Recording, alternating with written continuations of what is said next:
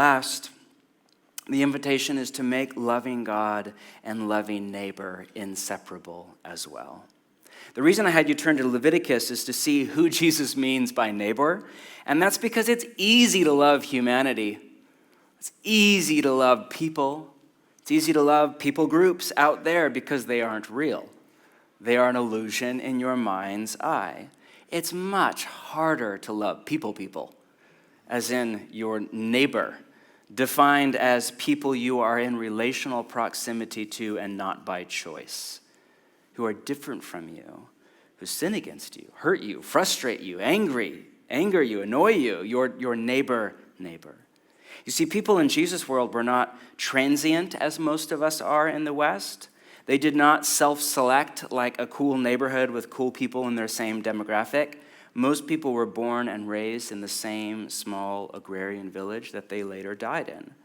In our culture, because of transience and all sorts of other factors, the vast majority of relationships are transactional.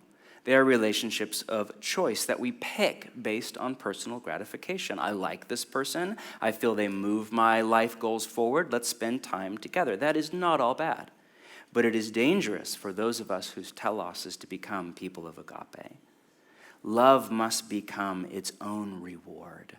Not what we get from people or even what we give to them, but becoming people of agape who receive the healing love of God and then give it on. That's it.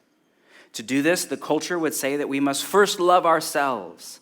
And there is more than a little truth in that, in particular for those of you who grew up in a family of origin where you did not receive an adequate or ample supply of love and affection. But I still think a better strategy than love yourself is to say we must first let God love us. In the deepest places of not only our woundedness, but even our wickedness.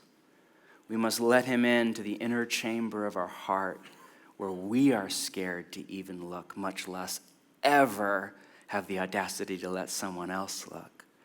We must let him take up space there, the most bent and broken part of who we are. Love us there from the inside out and transform us into people who radiate the love of God. Remember, the Shema assumes the love of God. The people that it commands to love God have already been very well loved by God. Same order as in the New Testament, like I think of 1 John. We love him because he what? You all know that one. First loved us. There's an order.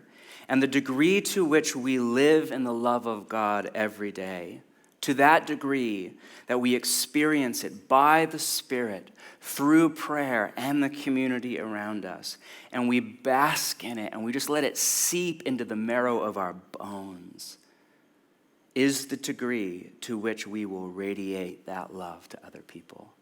And all people will become our neighbor.